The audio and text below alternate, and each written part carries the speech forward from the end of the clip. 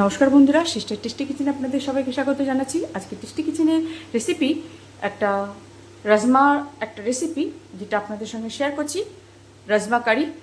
তো কিভাবে প্রথম থেকে শেষ পর্যন্ত ভিডিওটা দেখুন আমি রাজমা কারিটা কী করে বানাচ্ছি।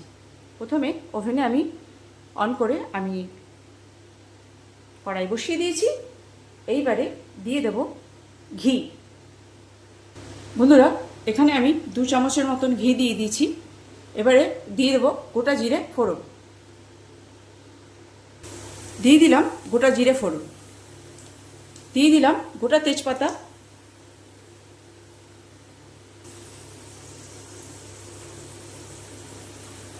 গোটা গরম মশলা দিয়ে দিয়েছি। এবার দিয়ে দিলাম পেঁয়াজ কুচি। এবার পেঁয়াজটা দিয়ে ভালো করে কষিয়ে নেব। এখানে পেঁয়াজটা পিঙ্ক পিঙ্ক হবে তখন দিয়ে দেবো টমেটো পেস্ট। বন্ধুরা, এখানে পেঁয়াজটা আমার পিঙ্ক পিঙ্ক হয়ে এসছে। এবারে দিয়ে দেব টমেটো পেস্ট। এবার টমেটো পেস্টটা দিয়ে ভালো করে কষিয়ে নেব।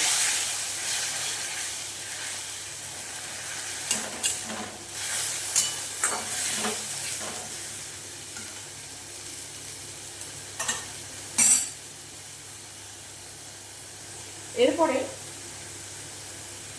দিয়ে দেবো এখানে জিরে গুঁড়ো, ধনে গুঁড়ো, লঙ্কা গুঁড়ো, হলুদ গুঁড়ো, নুন আর সব কিছু দিয়ে, যেহেতু গুঁড়ো মশলা সেহেতু আমি এখানে এটা ভিজিয়ে রেখেছি। এইবারে এটা কষা হয়ে গেলে এটা এবারে দিয়ে দেবো। বন্ধুরা, এখানে আমার টমেটো দিয়ে কষা হয়ে গেছে। এইবারে দিয়ে দেবো এই গুঁড়ো মশলাটা। এবার এই মশলাটা দিয়ে ভালো করে কষিয়ে নেব।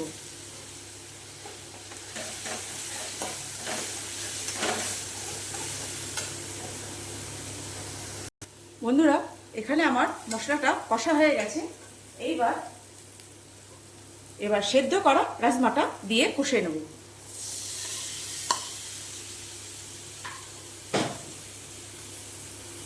বন্ধুরা, রাজমাটা দিয়ে কষা হয়ে গেছে। এবার দিয়ে দেবো জল।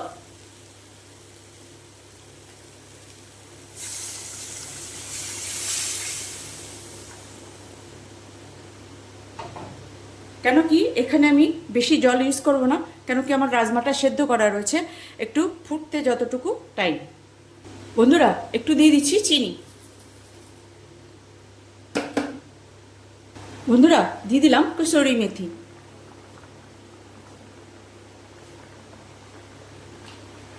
দিয়ে দিলাম ধনে পাতা।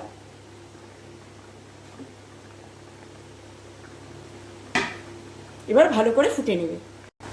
বন্ধুরা, এখানে আমার রাজমা কারিটা হয়ে গেছে। এবার এটা নামিয়ে নেব। বন্ধুরা, এই যে ছিল সিস্টার টেস্টি কিচেনে আজকে রেসিপি ছিল রাজমা চাউল বা রাজমা কারি, বা চাউলটা হচ্ছে ভাত। তো এখানে আমি ভাতের সঙ্গে তখনই দেখাবো, তাহলে আমি এটাকে বলতে পারবো রাজমা চাউল।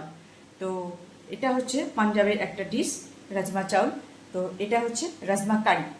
তো কেমন লাগছে বন্ধুরা?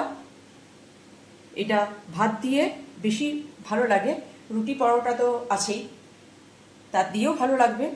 আর এখানে সাদা রুটি, পরোটা, নান পরোটা সব কিছু দিয়েই ভালো লাগবে, কিন্তু বেসিক্যালি ভাত দিয়ে বেশি ভালো লাগবে।